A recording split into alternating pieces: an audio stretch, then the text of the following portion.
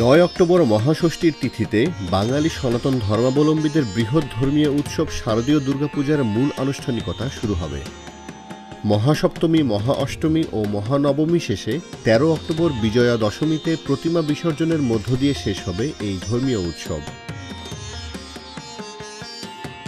তাই তো সিলেট নগরীর দাড়িয়াপাড়া, মেজরটিলা সহ কয়েকটি এলাকার দেবী দুর্গার পাশাপাশি গণেশ, সরস্বতী সহ বিভিন্ন দেবদেবীর প্রতিমা তৈরির কাজ করছেন কারিগরেরা।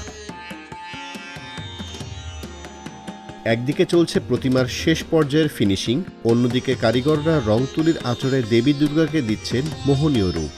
তবে কারিগররা জানান, প্রতিমা তৈরির উপকরণের দাম বৃদ্ধি পাওয়ায় এবছর ব্যস্ততা কম তাদের। না, এবার মূর্তির দাম নাই।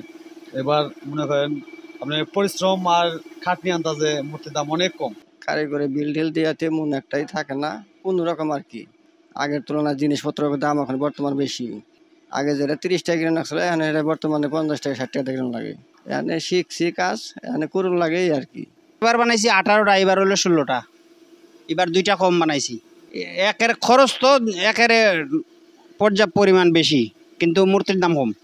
দামে বাজেটে হয় না, তারপরে হলো হয় তারা কম দামে নিত, কিন্তু কম দামে তো আমিও পুষে না। এবছর সিলেট জেলা ও মহানগরে এবার 593টি মণ্ডপে পূজা অনুষ্ঠিত হবে বলে জানা যাচ্ছে। এছাড়া পূজাকে ঘিরে গুজব ঠেকাতে সাইবার ইউনিটকেও কাজে লাগানোর কথা জানানো হয়।